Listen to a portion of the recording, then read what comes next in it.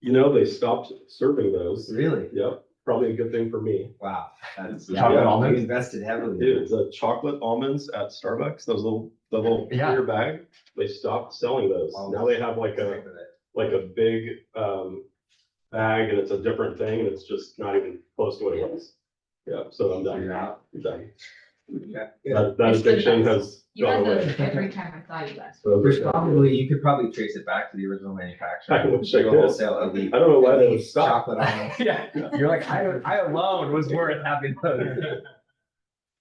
Okay, so before we get started, why doesn't everybody just go, say your name, how long you've been in the industry, and why you're here, just quickly, like 45 seconds. My name's Kyle Reese. I've been a real estate agent for about 9 months now, and I'm here today because Jeff and Paul are amazing, and I really want to learn from them. There you go. My name is Autumn Burnett and I probably signed on about a year and a few months, but I've only been really active for about the last 6 or 7 months. Cool.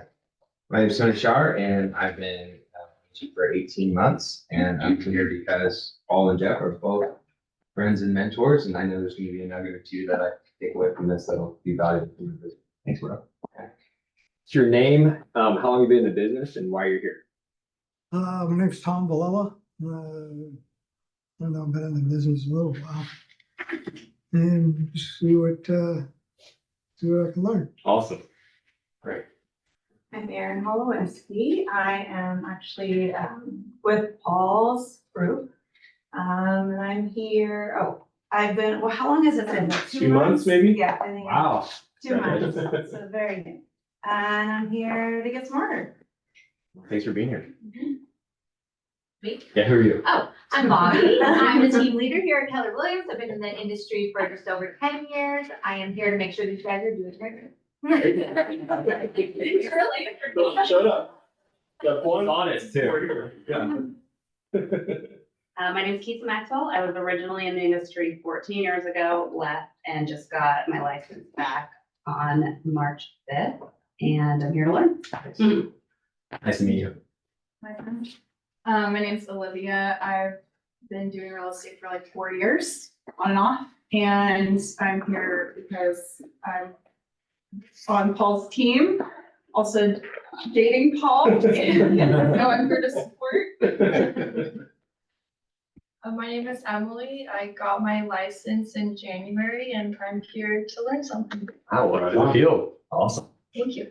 I'm Troy Woods. I passed my test in August and became active January 1st. Very cool. Sweet. Nice, Troy. I'm Dennis Del Bono. I've been here a scant few months. I'm actually here because I want to see the look on that person's face when I walk them through their dream home. Nice. That's what my why is. Okay. Now, maybe it's gonna change after that. But for now, it's gonna be. Gonna see you right here for you. Oh, that's better. Very cool. Okay, so for you two that just came in, your name, how long you've been in the industry, and then why are you here in this class today? Start us off. Sure. Hi, my name's Annette, and I've been an agent, I think it'll be 3 years in this July. Wow. Summer Bay. Congratulations. Thanks. Time flies. I remember when you were brand new in here. I don't remember when I got my first check and I was. I brand- remember that. It was a huge deal. Yeah, So cool. yeah, I was brand new and I sold a house or sold my first open house to my one buyer. Yep. And then they became my best friends and then they sold the house and it was all just like, what's happening? This is so easy. And then I did dual agency on the buy and I was Yes. like, what is happening? I remember that. This That is was super huge. easy peasy. And then life happened. I was like, what happened? Yeah. Yeah, it was good. Okay, very good. Hello, my name is Art. I've actually got my license like 2 months ago. so I'm fairly Congratulations. new. Thank you Way to very go, much. buddy. And I'm in this class to learn about literally everything. Yeah, start learning. So good. Well, I love teaching with Paul. Paul and I have really similar kind of value sets, but we do business like really differently. So it's great. You kind of get two different sides of the coin with Paul and I. And Paul, how long have you been in business and why are you here? I started in January of 2018. So whatever that is, 6 years? 6 years, 6 years or so. And I got into the business, and one of the things I think we're gonna talk about today is like, we know why you're here today in the classroom and what you want to do, but my big thing was I came from the restaurant world, and after 10 years of struggling in restaurants and, doing okay and losing money and everything, I was about $250,000 in debt. And I tried to get into real estate about 6 years prior. Instead of that, I ended up opening another restaurant, which was a terrible idea. But, what happened to me was I always liked real estate. I was always interested in it, always reading stuff and understand what it could be. But for me to get into it was, I felt, and I think a lot of us maybe feel like this of why you got into it, was this was my best opportunity to get out of debt, earn a high income, and do something I would want to do. I didn't know any other career path that would work for me to be able to achieve that. So like, a lot of us, I think, do get into real estate because you like it, but also there is big opportunity. And we can't look over that. We don't teach a lot about money and like chasing the money of stuff, but we're going to talk about that today. And that was a big reason for me of why I got in here. But then how to deliver that to your clients is like a whole other strategy that comes with that. But that was the biggest thing for me. It's been good. To say what Jeff's talking about a little bit about us, we've had a chance to do team events together. We work very opposite of how we run our business. But, I think Jeff is just somebody that we continue to like want to share everything with. We learn from him, and our teams have benefited from that as well. Likewise, huge. And I think like a big thing that we've talked about is like, Jeff and I are now this year the chairman of the education committee for Keller Williams. And our big thing was, what do agents need to know like up front? Like, what are we missing on for you guys to be able to make $100,000 this year? Like, we've already got 4 months behind. My personal opinion is everybody in this room could do it. It's very, very easy. And that's what we want to share with you guys today, is how to make $100,000 easily. Okay. And so I'm gonna let you also share your why and what's going on with you. Yeah, so I kind of shared a little bit, but real quick, just accomplishment, the feeling of pride and achievement. I remember my first year making well over $100,000 when I was full-time real estate, and it felt amazing. Like I did this, I accomplished something, I broke the ceiling, I made as much as or more than I did as a business development director for Phillips C6, which was a big job. So that was a big thing for me. It still is, like building something, and the process of building something is a big part of my why. The community, just being connected with people and building community is the other reason why I'm in here. And then like, I guess community would flow into this educational thing. Like for me, like building the community here at Keller Williams and making sure that everybody's successful. I was looking at the leaderboard and like, that's great, but it shows that we could all be doing a lot better actually this year, right? And it's a challenging environment that we're in. So we want to see you be successful and overcome those obstacles. And there's so many, and before I go on, there's so many shiny objects that we go to that don't work, or we think might work, but they don't, that people are trying to sell us, and we're spending our hard-earned money on stuff that doesn't work. So. And I think something too is like, Jeff's first year was over $100,000. My first 12 months, I got my 1099 was $199,000 in my first year. And so we're coming also from a place of like, we're going to teach you today on what we did as a brand new person that did separate us to get to that point. And then, just allow us for the next 45 minutes to kind of be your coach. And then after you leave the room, you're on your own with that. But like, allow us to kind of dive in and try to give you guys one or two things that you can take away with you today and get you going on things. Sound good? Sounds good. So Paul already talked a little bit about how our why changes. I go backwards. Let's see here.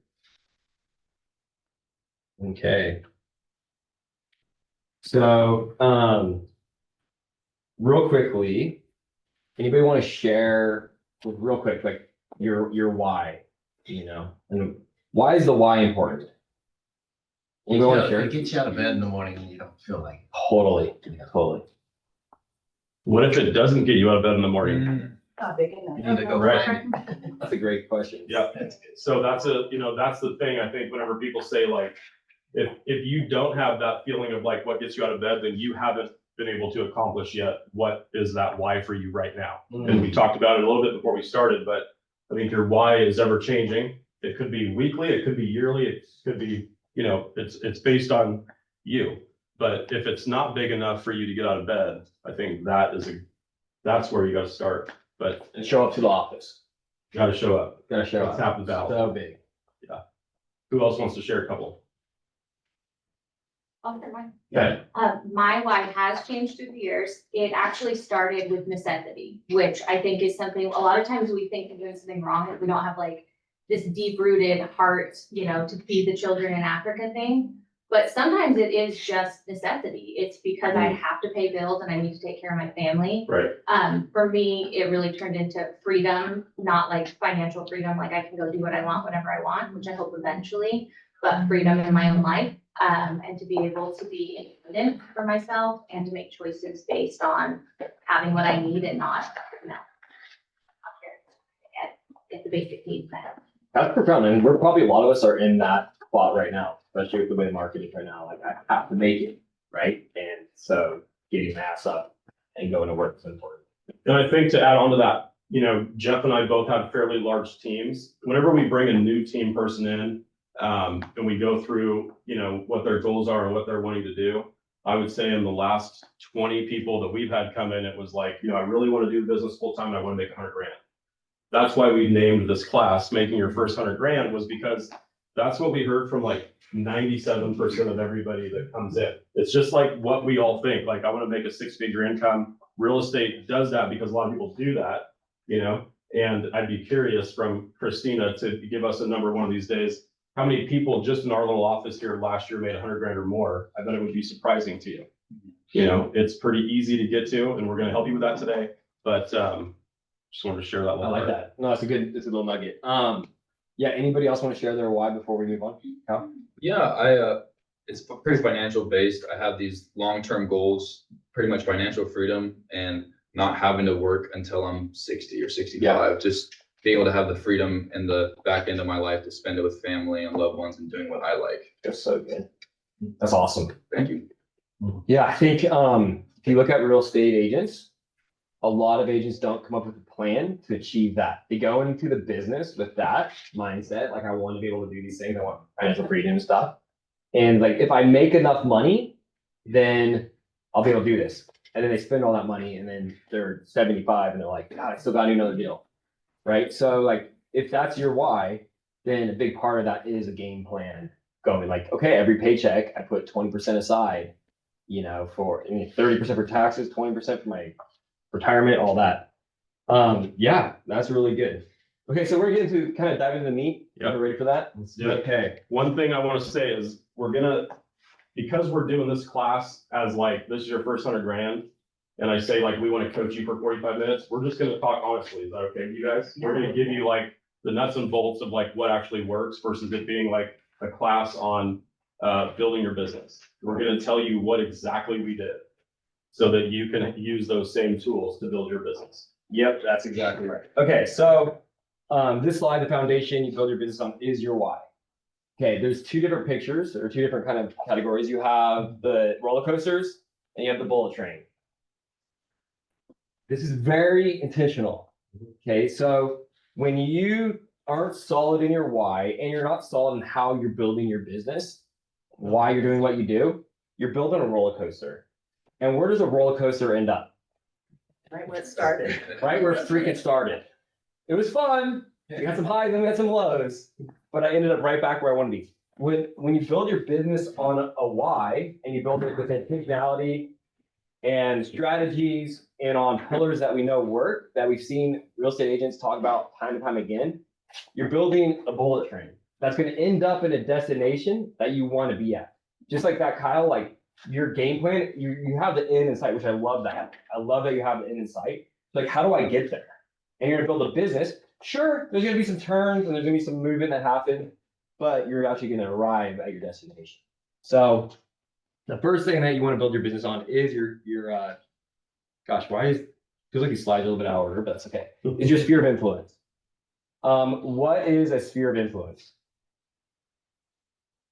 Family, friends. Yeah. People that know, like, and trust you. Yeah, that's true. Yep, trust is a big one.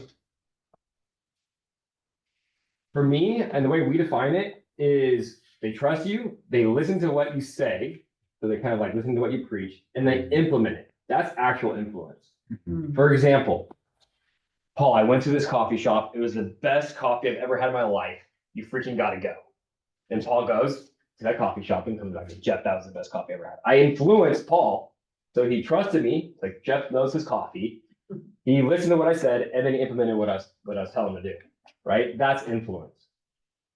So we're gonna talk about how you become more influential. Because I think what happens is we talk about SOI all the freaking time. Yeah. Like, oh, like my influence is like I got a sphere and I'm like calling them. And the truth is you've got a sphere of acquaintances. Right. That like why the hell would I ever do business with this person? They have no influence, right? So we want to become more influential. You want to chime in? Yeah, no, I mean, I think it's, we're gonna get into a little bit more on the next couple slides, but like, to Jeff's point, the reason I would go to that coffee shop is because of Jeff. It's not because of the coffee shop, it's because I trust Jeff, like he's saying, to where like, if I called people today about a investment deal, they would write an offer. I have that communication with buyers or investors that I would say, hey, I need you to go put in $400,000 into escrow today. This is what you were looking for, done. There is no conversation because they like and trust you.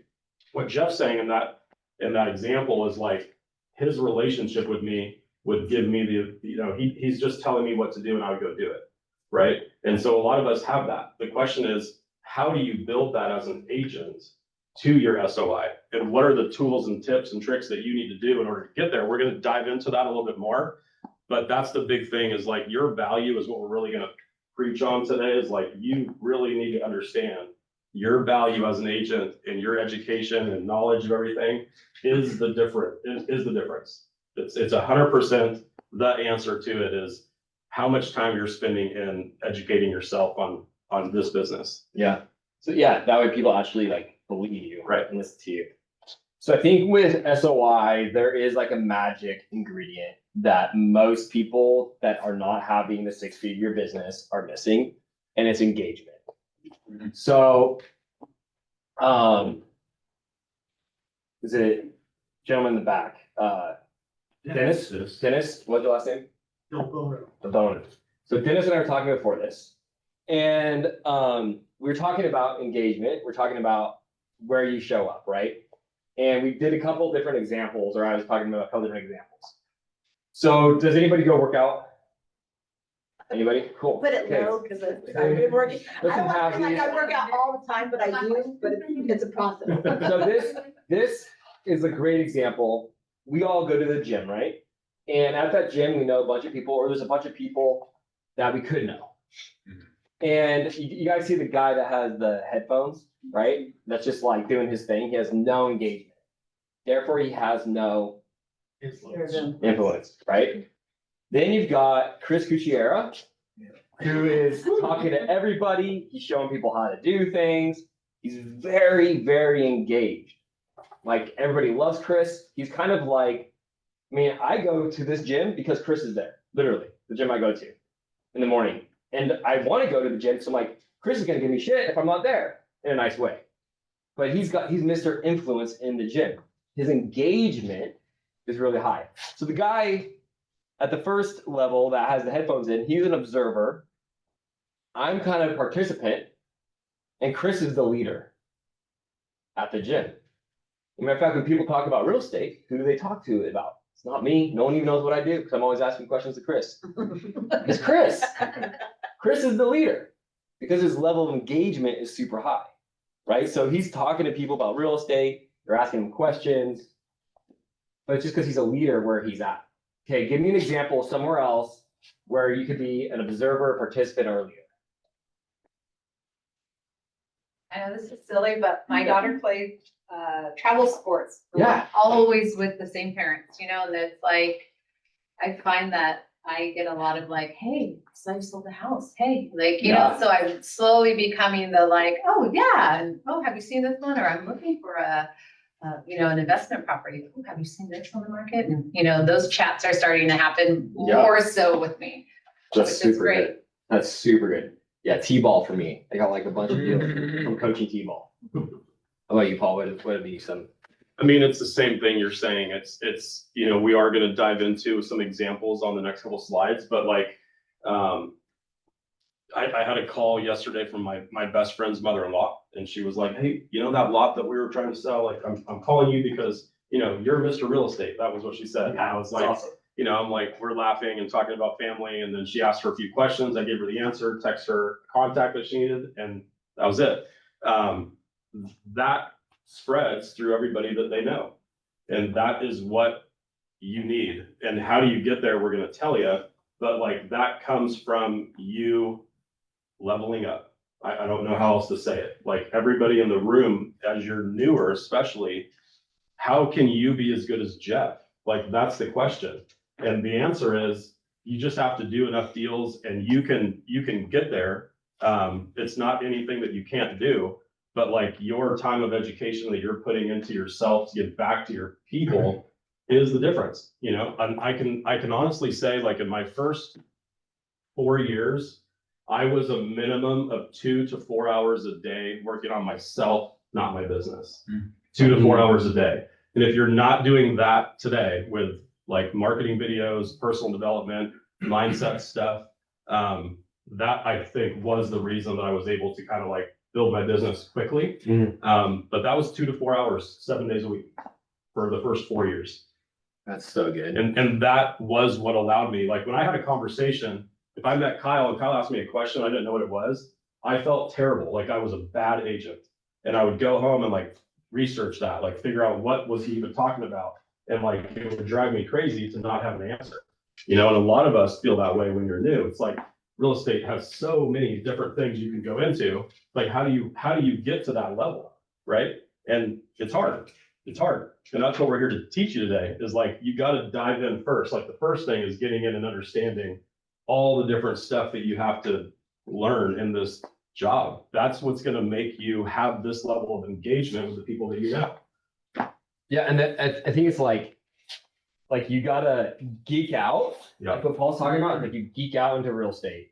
And it's like, God, I don't want to listen to another Bigger Pockets podcast, but I'm going to. Right. I don't want to listen to, so like there's all these podcasts for real estate agents. You can just geek out on any of them. Jeb Blunt for me was a selling podcast that I was like really into, short, but like you geek out into that stuff. I still geek out. Like I'm still, yeah. I was just gonna say, like, if you don't enjoy listening to those, that could be a sign that real estate's not for you, because I could listen to it all day long. Some people maybe don't like that, but maybe you don't like real estate, so. Just, we're gonna talk about that. Or you can real estate as a tool to help people. So you find like, if I'm gonna help people through real estate, I need to know this, right? Yeah. So like, you gotta go back to that why. But I think you're right, man. So then you geek out on it, and then where you show up is so crucial. Like when I'm at church, I'm not even listening to church. I just am who I am.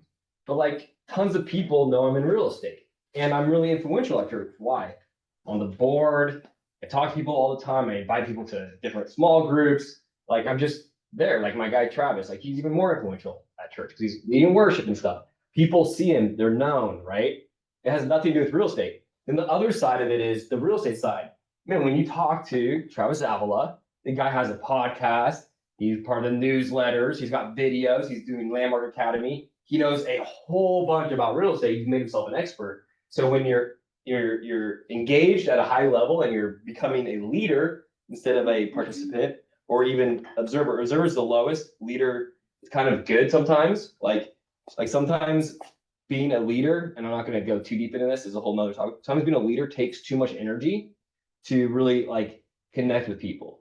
So i.e. could be like even being on the church board, like that's just a very small group of people with a lot of energy, like being expelled. Whereas a participant just showing up on Sundays and being present and talking to a bunch of people might be better and being yourself. And don't be a faker, be legit, be real. But like, you guys are coming for a while, the same church, be very connected, talking, you engage with people. If you're not engaging, then it's just you're observing. And that you have no potential for influence. Then the other side is your expertise. So that expertise component that Paul's talking about, that gives you the confidence to swing the conversation. And honestly, I don't even think about it. I would say half of my conversations end up talking about real estate, at least half. And it's just like, that's just because I am freaking Mr. what? Mr. Real Estate? Mr. Real Estate. Like, and you're gonna be Mr. or Mrs. or they, them, or whatever you want to be, real estate. You choose. You know, but that's the goal. Yeah. Right? So It's a big part that you don't want to like overlook today during this training. Like that is something that we're going to keep harping on through some of the other slides is your level of education in this business is a separating factor between you and other people. yeah. So, okay. So we got this rule of 15. So basically guys, like we're going to kind of shift a little bit from like your SOI to like a focused business networking or a group of individuals that are very engaged with you and you're with them. So an example would be for me, an estate planning attorney. You know, yesterday I was on the phone with them, working, trying to figure out the value of a kind of emergency value of a property going to go for sale in the near future, talking to his client, talking about the challenges of the property. But like, I'm part of this guy's team and he's part of my team. Cause I'm like, hey homie, I just had a sale. I need you to get their property into a trust. Right. So it's like you become part of professionals team. So that's the estate plan attorney. Their database is like about 1,500 people, a good professional. I mean, think about your database. Like ours is about 5,000, where we have influence over people is about 1,500 though, right? Insurance agents, fantastic, right? They have influence over quite a large database typically. Not maybe as deep as your database is, but they have a lot of touches that are there. Financial advisors. I just did a workshop with a financial advisor and they promoted it to their contact list. They had 80,000 person contact list. Like, can you imagine how much touch and reach I just got? Yeah. Just on that one mailer where Jeff Landon is the expert even, and even the people that didn't come. Like that's a huge part of being influential. And then you've got mortgage lenders. I like having 3 or so, but also having one really, like Paul's found, like having one really good one. I'll let you talk about that. But like one connected. I mean, it's like what Jeff's showing here is like, it comes back into, if you're brand new, right? And someone says, hey, my family needs to sell their house, it's in a trust, or, you know, we're going through probate, or my financial advisor doesn't know that he thinks we should invest in real estate. How are you then going to provide value? So whenever I'm talking about like your education, these are the things that are going to come up to you quick in your career. It could be your first deal that someone gives you this scenario that they need help with. And you're not going to know what to do, right? And so that's where this education that I keep harping on is going to be like the tool. So like when I was brand new, I was really connected to the lenders that we were working with, really connected to the escrow officers, because I felt like, I didn't know, but they were all willing to share, and they're all willing to share with you guys, you know? And we have like escrow here in Keller Williams that you can go and like dive into and like sit down with people and understand the process, like understand all of that. If you don't know every single step that escrow does and what title insurance is and what a loan does, that's like step one. You should have that done by Friday this week.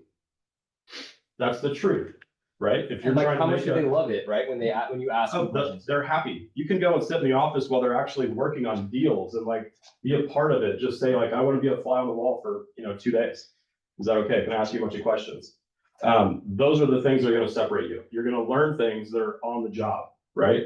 And then you're going to get those questions. So like, I dove in deep to lenders. I dove in deep to escrow officers, and my first 2 years in real estate, I wasn't with like a big brokerage. I was with just one guy. I didn't really have a team or like anybody else doing anything. So I had to do all of that other stuff. I didn't know that like Keller Williams even existed, to be honest with you. I was brand new. I didn't know any of that. I wasn't here until my 3rd year. And so now as you grow, you start to be able to understand what this looks like. So now we have property management. We partnered with lenders in our own office. We're starting an insurance company, getting into mortgage, because now it's like, instead of having the relationship, you can then become partner and owner, build this whole thing, right? That takes, you gotta have a broker's license, which I think is another thing. Like, I think everybody should get it. If you have a big plan of building a business within real estate, you need 2 years of full time and you should get a broker's license. It's just the way it is. You should. It's another thing that gives your client value, right? For you to be able to say, I've continued to grow my education. So, to Jeff's point, if you're brand new and you need to make your first 100 grand, you need to have relationships with attorneys, lenders, escrow, and CPAs. Yeah, I mean, all of it, right? CPAs are great. I mean, let me just give you an example of insurance agent, okay? So I'm like, I lost my insurance agent, guy referred me, great amount of business. He went to Texas and basically the well dried up. Like, man, I really need to like find one. I'm like, well, I had Allstate and Andy died, guy who I used to have an Allstate with. And he was a great guy and he would refer me. And That's a good friend of mine as well. was he a sweet guy?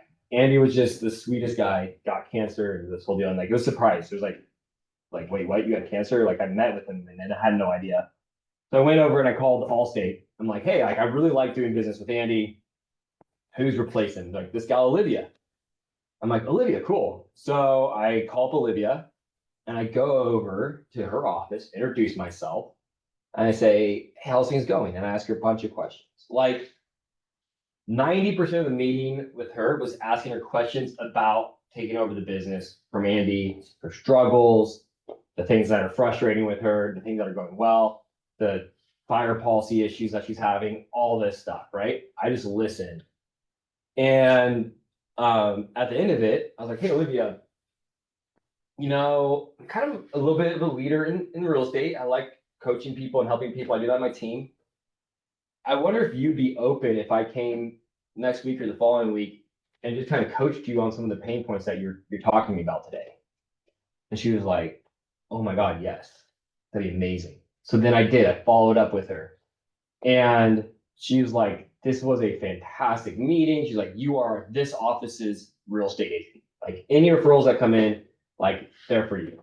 So that's how easy it is to develop a relationship. But I did what I listened, right? Like we got to listen to the people that are in front of us. I didn't come in preaching, I'm the man, I know what I'm doing. Like you guys should use me for your transaction. It was a very humble, like 2 hours of pouring into her and listening to her. So you can build these relationships. What's something I don't have up here that you could think of that you should be in touch with?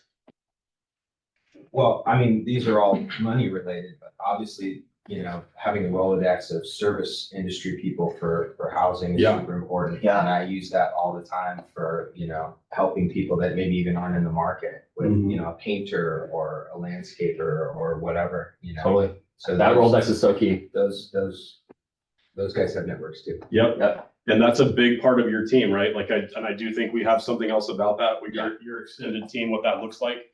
Because whenever you're brand new and you're on your own, it's like, okay, you have all these questions, right? And so one of the first steps that we get into is this it, building your team? Yeah, I can go see if there's another one. I think that's the main one. Or do you want to do that one? Sorry, I didn't mean to jump ahead of slides. No, it's good. We That I don't think I have building. okay. Well, we'll talk about that. I just think like this is probably a good slide to bring it in then. Like I would be willing to bet most new agents in our county, not just Keller Williams, have not gone to escrow or sat down with a lender this whole year. Yeah. Like that's something that you should do. You know, we bring them into our office. We make them do our team meetings. So that way it's not like you have to, you know, go and do that in a way.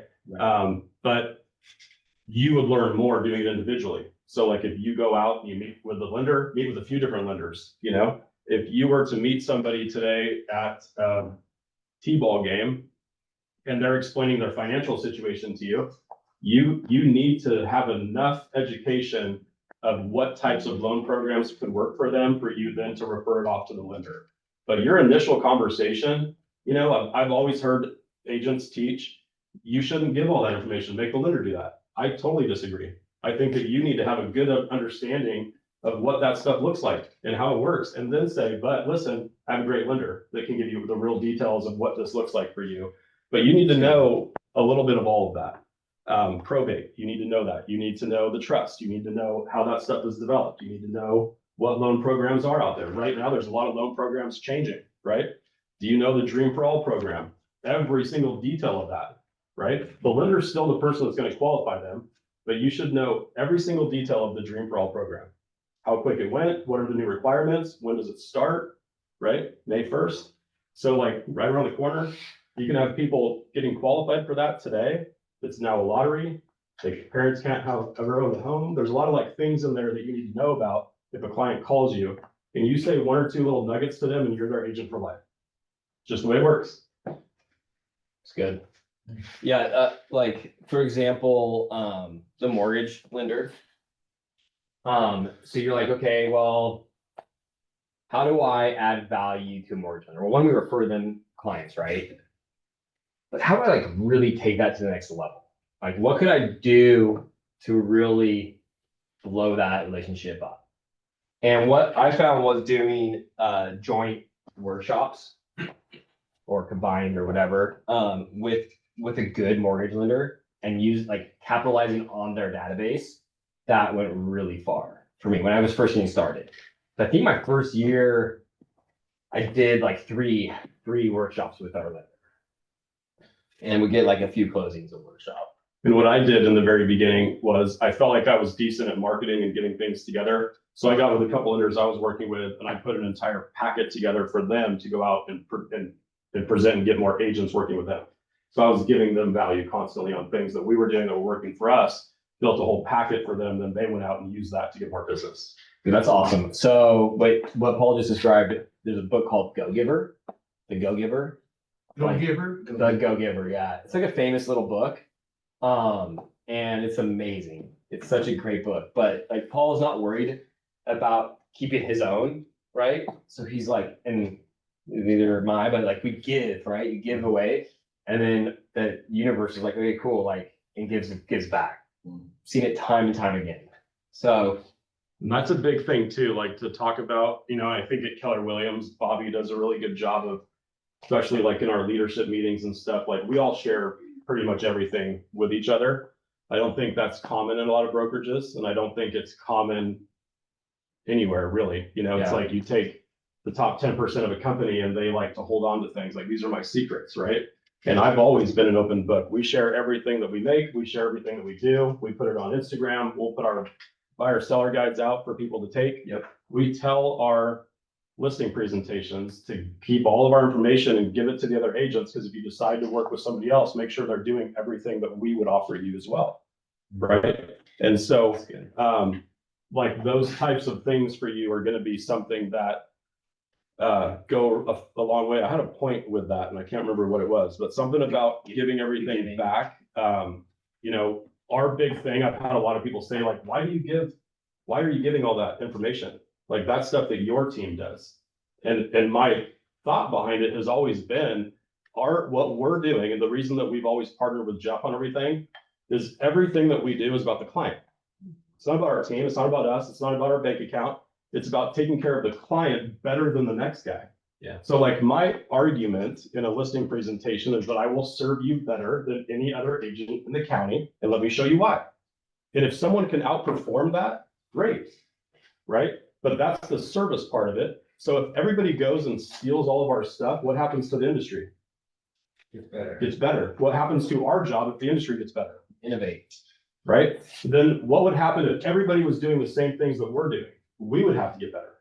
Yeah. Right? So that's the reason that you always share everything. Make sense? Yeah. And I love where Paul's going with that. And just to like add a little bit, it's like sometimes we just wish this was an easier. I mean, honestly, I felt that like 10 times this year. I just wish this was a little easier right now. Right? Can you guys relate? Anybody? Raise your hand if you relate. Come on, show me some love.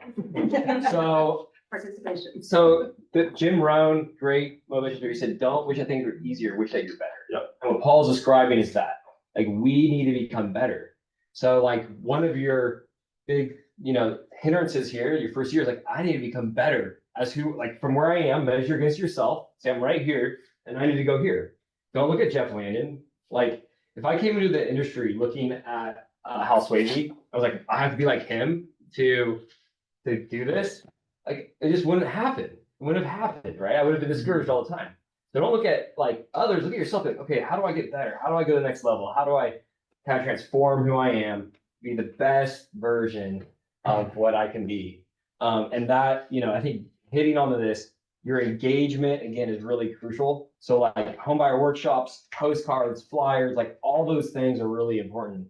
The homebuyer workshop is really high value with lenders. But you could do, I just did one with a financial advisor and we had like 57 people show up. So like all of a sudden I've got a stack. We have like a thing that people fill out. I got a stack of names. There's like 14 or 15 of them that are interested in a consult, right? So It was great. It was good. Yeah, you were there. And to support Jeff and watch how he does it so I can learn, right? And it was awesome. It was a great event, and it's something that like those things will stand out, and we should all go to those things to learn. Yeah, and I invited everybody at Keller Williams, come check it out, see what we're doing. So yeah, anyway, is there any questions on this before we kind of move on? Okay, cool. Thank you. We are going to try to do like a 5-minute Q&A at the very end. Yeah, we want to answer your questions. So so this has become a really big thing for me. People text me all the time like, hey, Jeff, do you have a blank? We built a strategic networking business group with my lender actually. And now we have about 35 members and they're solid. We have really quite strict bylaws. It's very kind of rigid in some sense, but it keeps the meeting moving and it's big time on referrals, big time. And because each one of us have at least 250, you have a huge amount of influence in that group. So if you could become a part of a group, like as long as Shannon Bowdy, she's fantastic at this. She's like in like Rotary. So is Ashley over here. Like they're in Rotary and what else? Doesn't even know what else they're in. They're like everything. They're in a lot of stuff. They're in a lot of stuff. And they're just touching people. And I think most of their business comes from that.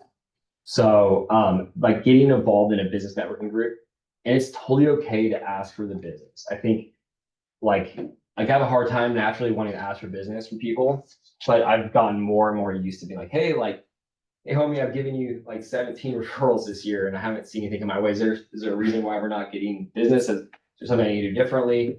That kind of questions and like response is okay. You can be direct in these types of environments. So I've had a lot of success with that. And I think that people like do well when they join a business networking group. Anything else you want to hit on that? I'm on like, I think month 6 of saying that we're trying to start one of these. Yeah. And so, that's another thing where it's like, we have wanted to use our conference room to be able to start a business networking group. We've talked to a handful of people. I have about 3 or 4 people that are ready to do it. But starting it is different. If you can find one and plug into it, I think that's great. To Jeff's point, you'll meet a lot of people. And to Tony's point, you'll start meeting a lot of people in your industry that can supplement your team, people that are working with you in a different, realm of what we do. Yeah. Yeah, I think if you're going to launch one of these, just meet with me, and I'll help set you up for success. It really is about the launch.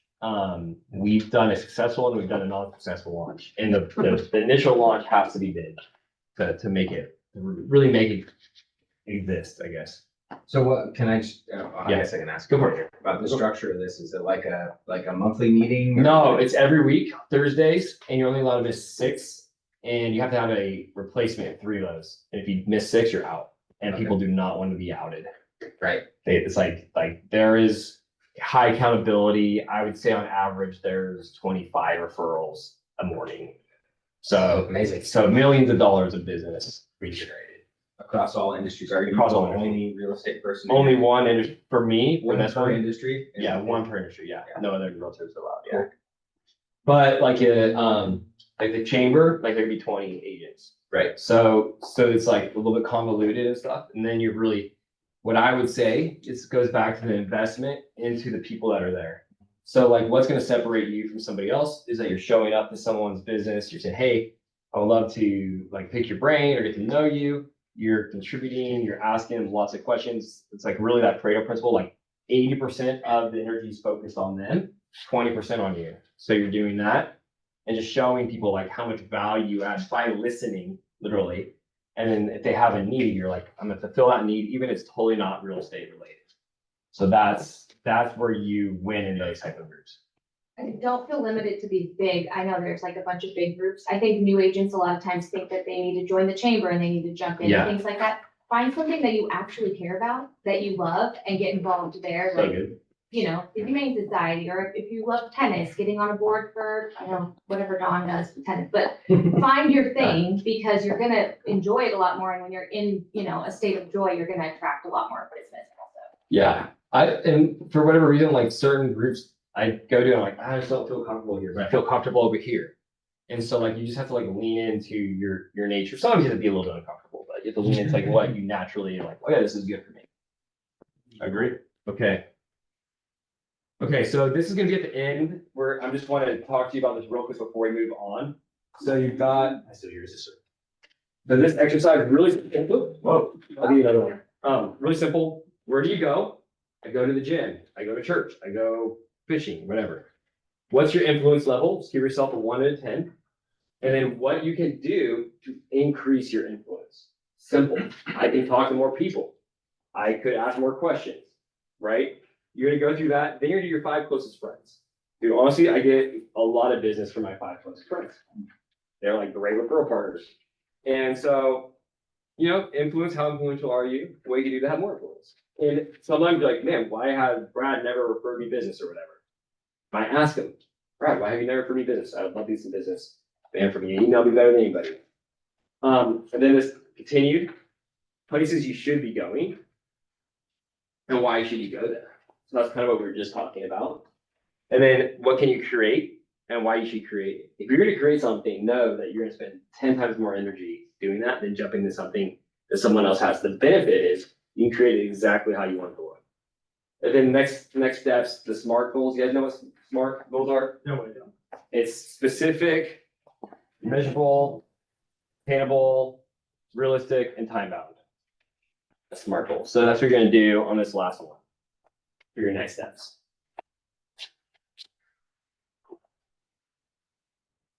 Okay. R is for reasonable. What's that? R is for what now? Realistic. Realistic. Realistic, Real estate. real estate. No, it's not. Realistic. Realistic. Oh, realistic. Real estate, realistic. Do we have a consensus on this? Just yes, specific, realistic, attainable, time bound, and some other letters. Measurable. I'm missing a letter, not in that order. Okay, so when these are little like mnemonics to help you. Is that what it is? A mnemonic? Don't know. Yes. Yes, English. So Ford, I love this one. I use this in almost every conversation. Honestly, I'm a boring person, but if I remember this, people think I'm the best, okay? So I go, how's your family doing? What's going on with, whatever, how are the kids? Like, you can just hang out there all day. Family, people will just talk about the family. Little Joey's doing soccer, blah, blah, blah. That's for me. If you want to know, like, you ask me about my family, I'll just talk about my kids. And then occupation, how's work? What's going on in work? It's a very natural flow, right? And you're not talking about yourself, you're talking about them. And then you can relate. It's always good to relate. Like, dude, I can relate. Oh my gosh. And then recreation. So this would be like, what you gotta do for fun. And then dreams. Almost no one's ready for this, to be honest. So you might start with vacation. What do you think about vacation next year? Man, could you only imagine if you could live in vacation, or what if you made a huge impact? Someone's talking about like some passions. Could you imagine a world where you just worked on impacting kids' lives that are underserved in whatever communities? And they're like, I could. And you go, tell me about that. So that's a great mnemonic.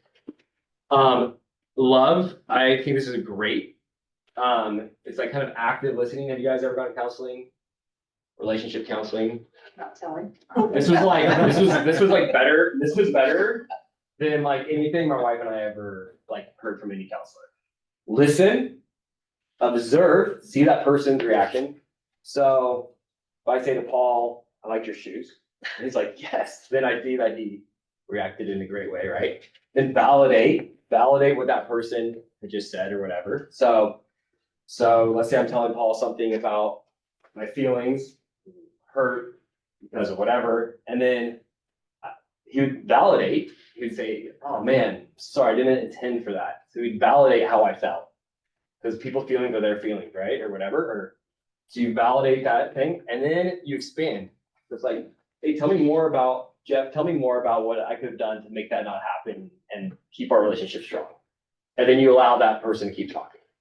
So between those two mnemonics, if you can do those two with people you know, like you can really go deep in people's conversations and honestly grab some of their whys, right? And so becoming influential, I think that SOI, like people like the main thing is your SOI, right? If you don't learn these things with your SOI, you can have a huge SOI, but really just names on a page. Like when we do our quarterly call plans, when I call my people every day or whatever, these are the things that I go through. Okay, this is, I'm gonna let Paul sign on. Okay. So we started off by talking about education and understanding what are the nuts and bolts that we use and do. And we've got about, what, 15, 20 minutes to go? So Yeah. I think we're gonna dive into some of those things now to give you guys some actual tools to help you get to that 100 grand in your first year. Does anybody have a goal of hitting 100 grand this year? And why was that your goal? You just threw the number out there? It was 6 figures. 6 figures, right? Yeah. Okay. So what we hear is everybody else kind of have the same answer, roughly, right? So in order to do that, you got to come back to the level of education. I think the next slide also talks about it, but I'm going to talk about it now. In order for you to make 100 grand, you got to start from the end and work your way backwards, right? So what's the average sales price in our county? Close to $1 million, right? It's like 954 as of yesterday. If you don't know where to find that, ask us. You should look at that at least 2 to 3 times a week so that you're having your conversations with your clients. We look at county-wide usually, average sales price, days on market, number of new listings, and listings sold. You should always be able to know what those numbers are, okay? If you know those numbers, then you would know on average, what's a commission in our area? 2 to 2.5%? Yep. So let's just call it 2%, okay? At 2% on $1 million sale, you're gonna get a $20,000 check, right? Is that correct? Yep. And then you're gonna have some brokerage fees and maybe some expenses during the transaction that you have. So how many deals do you need to put together in order to make 100 grand? Let's just say you net 15K. Okay. So you've got to put together.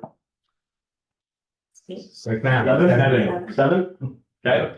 7 houses, right? Devin will cover for most of the single agents. I'll cover your gas, stuff like that. Right. And light marketing dollars. And you've got taxes and expenses and fees and stuff. So let's just say that your goal should be to get to 10 transactions, right? Yeah. Less than 1 a month in our county, you do 10 transactions. Yeah. So what you need to do then is you work your business backwards on what are the activities that I need to be able to do to have 10 transactions, right? Then you find what works for you. Part of that is going to be diving into your levels of education. So a market update, like we talked about a second ago, you need to know the market like the back of your hand. If you don't know where to find that, ask us, ask anybody in leadership in Keller Williams. They'll all show you how to go to stats on the MLS. You can pull up all the info. You can look at 5 cities. You can look at Paso Robles. You can look at the county. It's all there. It updates every minute. Every time there's a sale that closes, it updates. Okay. So understand where to get that information from, because those are questions that people say like, hey, if you're Mr. Real Estate, they go, hey, what's going on in real estate? How's the market? Interest rates are high. Like, isn't that what we all hear all the time? And then you have to be able to have answers to that. That's constantly changing. Like the market changes, interest rates change, sales change, prices change. So you have to be as fluid and flexible with those conversations based on your understanding of the market. It's what we do, right? Like if you're not spending time in that every day, you're not doing your job. That's part of your job. And we teach, by the way, this is a job. I know we get into it for freedom and like you want the success and all that stuff, but we try to teach all of our agents, this is a 9-to-5 job, Monday through Friday. If you work more, you're gonna get more out of it. But this is a job. And during that job time, these are the things you need to do, right? I mean, that's the easiest way to make it a reality for you to make that 100 grand. I treated it like a job and a business. And we all wake up kind of unemployed without knowing where your next paycheck's gonna come every day. And so how do you do that? The easiest way to do that is to treat it like a job. It'll never feel that way if you treat it like a job. You'll never have that question of like, what's coming next, or can I get through this? Contracts, I would go to bed with contracts. I'm just gonna tell you guys, I would print off contracts, and I would go to bed at night and I would read contracts. I would fall asleep, they'd be in my bed. I did that for 2 years. 2 years, 2018, 2019, I had contracts on my nightstand. I read contracts every day. I didn't know what they meant. And I came from a baseball background. I barely got through school. I didn't like it. I hated studying. I wasn't a great reader. And so contracts to me was so far away from my comfort zone to be able to have to sit down with someone and have a real conversation about like a legal form. That was the scariest part for me about getting into real estate. So what that meant was based on what my goals were and my whys, I had to go to bed with contracts every night. And that's what I did for 2 years, everything. And I can't tell you how much that helped because you do start understanding things. And I was able to ask better questions, or whenever I would hear something, I knew how to talk about it, right? If I may elaborate a little bit. So if you understand contracts and someone's like, I want to sell my house, but I just don't know where I'd go. If you understand contracts, you're like, that's fantastic. I can explain exactly how that works in the contracts. Yep. Right? You can answer questions based off the contracts that are already in car. Right. We don't want to be homeless. Great. We have a form that's going to allow you to sell your house, but you're not going to have to sell that unless you actually are purchasing and closing on a replacement property. Right? If you can't have that language in your first year, you're behind. And the reason I say you're behind is because I just listened to a Real Estate Rockstars podcast this morning, part of my 2 hours today. That guy says 40% of our agents will be gone this year, of what already has been gone over the last 2 years. Okay. And he has all the stats to listen to and tell you why. We're going to get into podcasts in a minute. But contracts, you put this one on Guerrilla Learning, which I think was just more about all the same, right? Like dive into more. And I think the next slide gives us more examples of it. So when I put Guerrilla Learning, it's like going to open houses, like going to these type of meetings, going into the escrow office. I remember Melina, who was like an escrow officer. First time I walked in there, I'm like, hey, I'm a new agent, have a brokerage that does nothing for me, literally nothing. He wasn't here yet. I wasn't here. And I'm like, could you sit down with me and explain the escrow process? Yep. And so we went through, right? That's Guerrilla Learning. Like, hey, Paul, can you tell me a couple secrets? Hey, Hal, could you tell me a couple secrets? Hey, how do you make those phone calls? Oh yeah, Chris, I'm gonna listen to Chris Gutierrez right here. Man, that guy's good. Like that's Guerrilla Learning.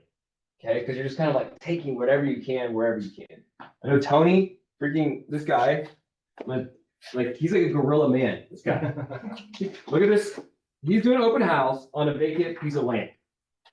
And he's putting a golf tee on it. And he's doing like this whole thing. Like this is freaking genius. But he's a guerrilla learner. He's like trying to figure it out. He's out there, he's in the weeds, he's making it happen. Like that's how we all need to be.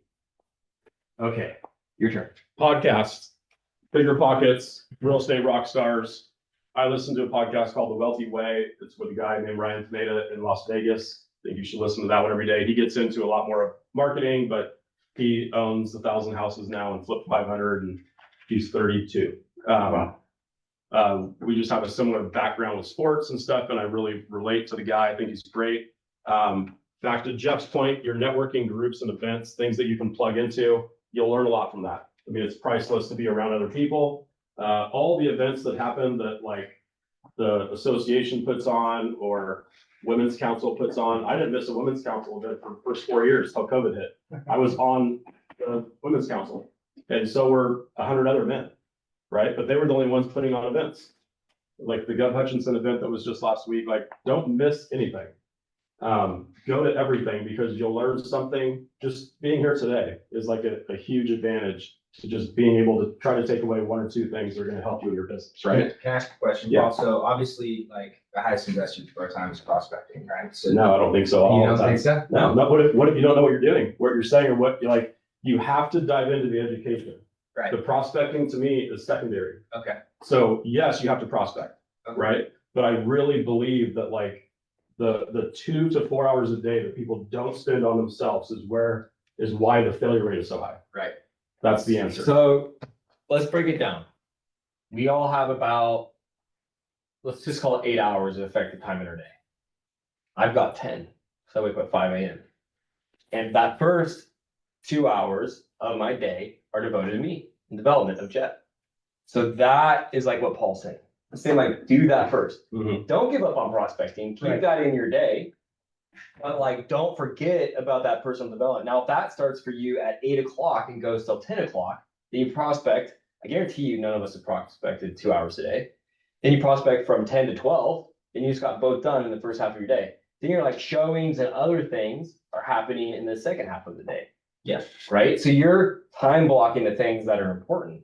If you want to just learn a little bit every day, that 2 hours of self-development is amazing. And I think crucial to getting ahead in the business. It really is. Go to the next slide. I think we have some more nuts and bolts on this one. Yeah. So diving into this one, I did open houses every single weekend my first 2 years.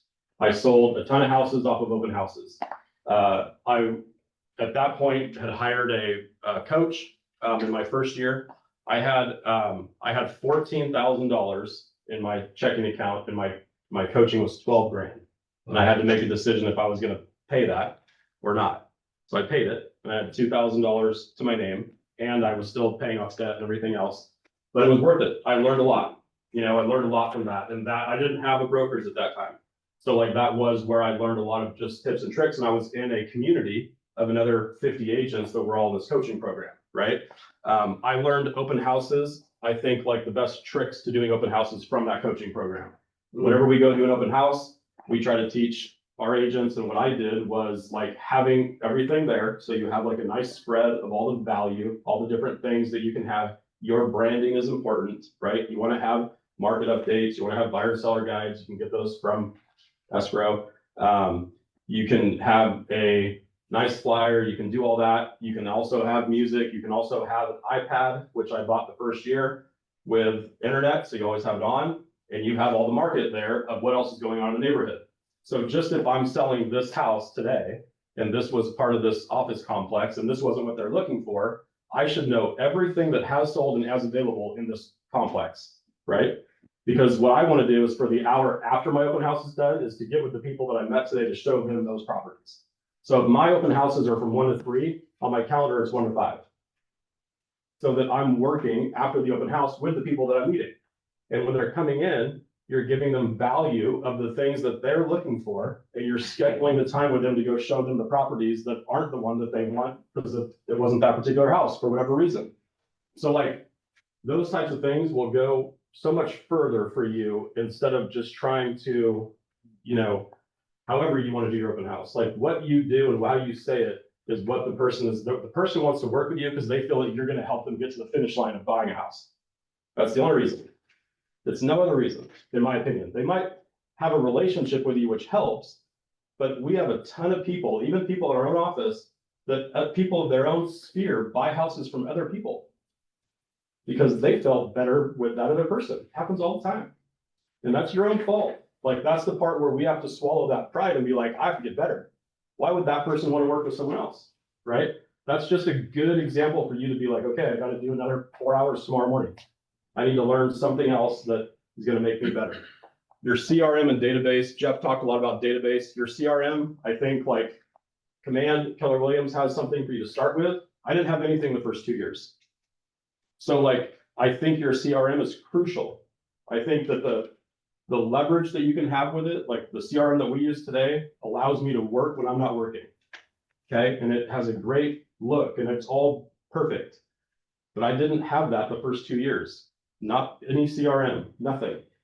Paper, I think an Excel chart. I use Excel. Like I didn't have anything other than like knowing who I was working with, having a presentation that we put together of the things we wanted to provide for a buyer and a seller.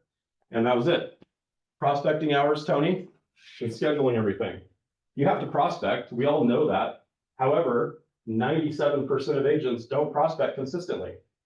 Okay. The catch to it and what we try to teach is talk to 5 people a day that you haven't talked to in the past 90 days. If you do that, you'll sell 22 houses on average. Okay? 5 people a day, 5 days a week, you'll sell 22 houses. Can everybody do that? You can do that, right?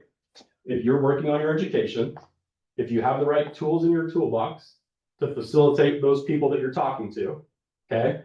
And then Are you saying adding 5 people to your sphere, correct? no, Or just conversation? just a conversation of someone saying, no, tell me I don't want to talk to you. Okay. That's one. Really? Yeah. 5 a day, change your life. Okay, I had a good dinner with Lindsay Hart. Most of you guys know who she is. This was like 3.5 years ago. We went to dinner. I asked her if I could take her out to ask her a bunch of questions. She said, absolutely. And I said, how did you get to where you are? Like, give me some of the tips and tricks that I want to use to build my business to sell 200 houses a year. How do you do that? Like, that's crazy, right? As an individual agent with a couple people. She said, it's really simple. The only thing I did was talk to 20 people a day, 5 days a week. And I said, okay, well, how did you, and I said, what did you do? And she goes, I didn't care what I did. It could be anything. It was just 20 people a day. I wouldn't stop working for my day until I talked to 20 people. And I said, okay, but like, how often would you get that? How often were you able to accomplish that? And she said, every single day for a year. She didn't miss a day. And so we joked about it. I'm like, no, but really, like, I know that I can't do that every day, right? Like, so no, every single day. She wouldn't stop until she hit her 20.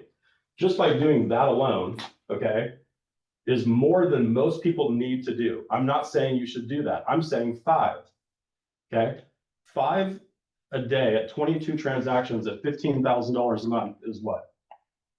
5 to 22 transactions. Say that again. 22 transactions times $15,000. That's like 300 grand a year. 270. Close to it? Something like, yeah. I think everybody in the room would be okay with that if that was your income for this year. I'm trying to tell you that's super, super easy. Easy. Don't let that like go over your head. That's easy. That would be a drastic pay cut for Jeff and I. And everybody in this room should be there, could be there. Okay? What else? That's super good. I know we're coming up on time, right, Yeah. Bobby? I just love, when I met Paul, I just have to say this, I remember talking to him, he wasn't at Keller yet, and I was like, what do you mean? Nobody taught you, how did you learn all this stuff? And you were really into YouTube at that time, and he's like, I just watch YouTube videos. I love the education part of it, I love all that, such a benefit though, to be with a group of people who have watched the videos, tried the things, and come out the other side, like you said, with some of the mistakes up front, Yeah. some of the big spends, all those things. So like when these guys and when our ALC is willing to put on a class, when we're doing those team meetings, when we're doing the trainings, it's such a benefit to be tapped into what we're providing for you for that reason. So there's tons out there. Ask the people who are successful if they're listening to, yes. But there's a reason that we're trying to do these trainings for you guys. It's because they've already vetted out all the other options, so. Yeah, and let me just add on to that real quick, and then we'll do a little Q&A. We're good with that. So, like I started this, Jeff and I are both on the ALC, and we are in charge of the education committee for the year. So we're putting classes together that we feel are gonna benefit everybody at Keller Williams more than anywhere else on the Central Coast. That's why we're starting with this one, and you guys will wait and see how this is looking for the whole year. We have Ben doing investments because he's doing it. We have other He's the people. man. We have other people doing marketing that are doing marketing. We have like a class every single month that if you plug into this year, you're gonna fly past the 100,000 in your first year. But you have to dive into it. You have to do the work, right? We're gonna give you all the tools of it. And then you have all the support with the brokerage. You have everybody here for you to do everything that you need. And we're excited about it. I know like we've been going through and working with Christina and Bobby on like, we already have the people doing the classes. It's already set. We just have to then just figure out the dates and do it all. So be prepared for that. Don't miss those classes. Be here for all of that. And you're not going to look back at real estate being a question mark for you. If 40% of agents are leaving, are you going to be one of those? All you have to do is don't go to the office, don't pour into yourself, and you'll be one of the 40%. If you show up and learn every day on yourself, do something for the podcast or the books, you'll never not be in real estate if you love it, if you want to do it. Kind of intense kind of analogy here. You know, how real is this for you? If you took your most valued relationship or most important possession or whatever it is for you, and I had it right here. And I was like, okay, this is like your family, or this is your future, or whatever this might be for you. And I said, if you don't go make 100K this year, this is going away. It's gone. How many of you would make 100K? Yeah, all of us, right? Like, is that why big enough for us? Is it important enough for us? Like, the reason why we're in business and real estate, there's reasons there. Like, is it important enough for me to stay in real estate? It's a question you have to answer for yourself. You gotta answer for yourself. All you gotta do is start. Yeah. That's the best part. I add that if you guys showed up today, that you're already saying that you want to be above average. Totally. So it says the average is 85,000. I think that's actually high for California, but a lot of people are below that, obviously. But if you're showing up, you want to make over 100, you're gonna have to do above average tasks. They're not asking you to reinvent the wheel. They're asking you to do what works, and they're proving what works because they're already doing it.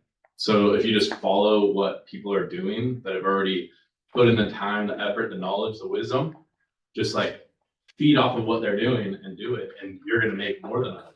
So Sure. And I can promise everybody in the room, and maybe I shouldn't send comments, I think this is recorded, but I don't think, watch it next year.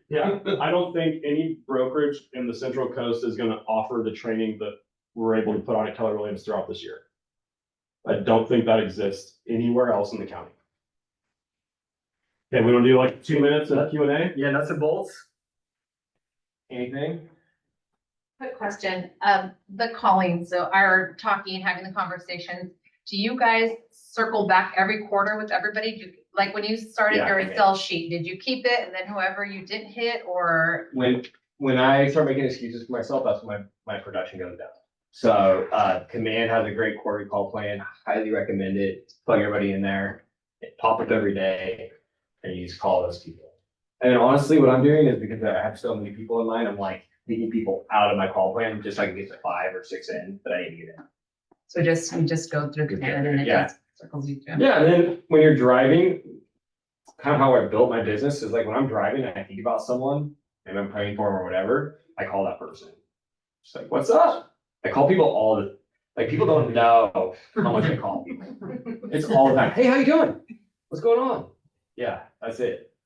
It's like loving on people. Like that's how I get most of my clients. And your 5 people, it's just either Conversations. even meeting somebody, like. Yep. Yeah. Go to the hairstylist. They don't have to give you their information. Right. You need to have 5 conversations a day. What happens if you do that 5 days a week for a year? Do you think you're only gonna do 5? Do you know that once you start doing anything, you keep doing more? Right? Like I heard this thing on a podcast the other day and it's very true for myself. It was like, we all have to clean our house. But if you just start with like one room, you'll end up cleaning the whole house. Yeah. Like it's the same thing with our prospecting. If you guys start getting consistent with anything that you're doing, it just propels you to, further than you can expand on that. Now, if you only do 5, you'll still sell 22 houses. Right. Okay. Side note, you have to get better. It's not just 5 a day and then you're going to make the 275,000. The part of that is that you have to spend the 2 to 4 hours a day on yourself. Now, that's a lot. Okay. I get it. I'm just telling you what I had to do. But that worked for me. Maybe most of you guys are probably a lot smarter than I was when I started. And so maybe an hour a day or a podcast or something that can help you learn something is going to help you get there. And plugging into all these classes, I didn't have any of this stuff. I would have loved to have had this in my first year and just did everything that Jeff and I were talking about. Would have saved me a lot of time and a lot of money. Can I add one? Because I know you obviously, and I watched this progression. And one part of your story you left out that I think is super important is you bookended your day every day at the Steaming Bean in the morning and at the brew house at night. I did. You'd have one beer and maybe your dinner there, maybe not. You'd have one cup of coffee, but you were there making these calls, doing all that. 7 days a week for 2 years. Just there, people saw you, they knew you, and that was just showing up to one place, and a public place. Yeah. I mean, I know that was a huge part of your trajectory for sure. If you're not public, you have to become public. It was the consistency of it too. It wasn't anything more than that, And I never went to either place trying to talk to people. Right. Yeah, he was on his phone the whole time. So I'm gonna start drinking. The catch to what he said was I did have one beer every one of those nights. Yeah. Anything else? Any other questions? It's really helpful. Yeah. Yeah, guys, thank you. How important do you think the 10,000 hours to become a professional in your industry is? And obviously I know you guys have done it, so. I think that it's the best, it's the truth. I think that the more you do anything, the better you get.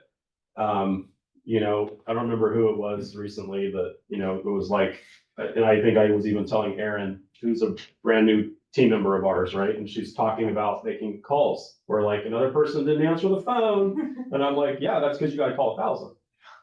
You know, and it's like whenever you talk to 1,000 people compared to where you're at today, you and I are gonna have a different conversation. So what I need you to do is talk to 1,000 people as soon as possible. Because then you're gonna get better. You're gonna hear all the things that I can't teach you. You have to go down that rabbit hole and we'll laugh, we'll talk about it. You're gonna get like, you know, weird stuff, but like you're also gonna have people that wanna come and meet with you and we're gonna go on listing presentations and you're gonna show property and like, it all comes because she's putting in the hours. So to like Ben's point, the first 10,000 hours becomes an expert in anything you do, right? I mean, think about it. 10,000 hours is a lot. With that, along with that, you don't have to be the one, I like when you said that, you can go and sell a bunch of houses to get your experience, or you can, alongside when you're trying to sell those houses, be talking to the guys who are selling them, being in the office, listening to the deal. I know more about real estate now because Christine is filling me in on all the deals going on, all the deals you guys are doing. I'm learning the ins and outs. I'm learning at such a rapid pace compared to when I first started and was just trying to go to classes. That's, So talking to each other about what you're doing. that's a big part of like what we preach, you know, on team stuff is like Aaron's and Olivia are sitting in our conference room Monday and Wednesday, listening to everybody's deal, good, bad, ugly, problems, success. Like, you know, she's now been a part of, you know, 15 transactions in 2 months. She never sold a house, but she's learning and learning and learning. It's like, you have to put yourself into that. You gotta dive in, right? And ask questions. Ask questions. It's okay to ask. Yeah, I think Jeff and I, one common denominator is, and early on, we did that. I walked into Fidelity. I had no clue what escrow even meant. The guy I was working with told me to do it because he didn't want to answer the questions. Okay? Yeah. And I met Christy Clemens, who is now like the, whatever she is over there. And she sat down with me and we went through all this stuff. She told me about marketing. She gave me all these tools, all the apps that we all use on our phones. All that stuff came from that first meeting. Yeah. And I met Kim and Stephanie at the Arroyo Grande office, who are escrow officers still, right? And I used them for the first probably 50 transactions. And, you know, and I dove in. And the thing for me was like coming from the restaurant world where it was like you work your ass off and you weren't getting any money. Whenever I started working and you were getting money, it was like, this is awesome, right? Like, I'm gonna keep doing this. And so, you know, I don't remember the numbers, but it was like 22 or something houses in the first year, allowed me to then like figure out how to get going with it. You know, it gave me like a platform to build off of. So good. Opus has a whole table for you guys, ready with Wi-Fi, anything you want. Go sitting there. They said they have extra desks. They're ready for you. So So anyone who good. wants to. Go with pop somebody, in. team up with somebody in here and go together. Take 2 people at a time. And I'm telling you, like, by the time that the next class comes in here of the next subject we're teaching, everybody that's here today or on Zoom should have already done all these things, okay? Or you're not gonna do it, or you're not gonna get to where the end goal is. You're gonna be on the roller coaster, okay? Versus Jeff's bullet train, okay? Yeah. So like, go to escrow, get with the lenders. Like, that's part of what you have to do on top of prospecting. And then the podcast. So if you're doing that every day, you're gonna do amazing. And then you're gonna be up here sharing what you're doing, and we're gonna be listening to the tools and tips and tricks that you guys are sharing with us. It's good. Right? I love that. Ben, Emily, question, anybody? No, big little hand, maybe go up. So yeah, just to end, to conclude, I'm gonna just piggyback off what Ben said about the 10,000 hours. You guys know hunters? Hunters sees animals in the bushes that you and I never see, right? They're driving down the road, and if you're driving with a hunter, they're like, look at that deer. And you're like, what? And it's because they train their eye, right? And the more that we work and educate and get into these type of programs and talking to escrow, the more all of a sudden you're like, oh, I see a deal that no one else has seen. So that's why what we're talking about is so important with the education piece of it. So important. The more people you talk to, same thing. You're training yourself. You're looking for an opportunity. So it's like, a lot of times we write off people as, oh, they're not a client or whatever. We identify them, now they're a client. Like everybody's a client of mine. I'm always looking for something for somebody. Okay? So good. You guys are awesome. Thank you for being here. Thank you.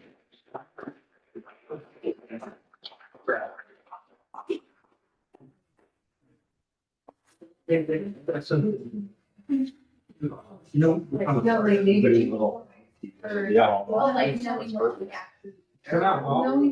Take a few swings. It's only like get your head swinging. Oh, got real estate. I do need to get out there. Do you know where that development is? Above the high school? Yeah. Yeah. So Charlie,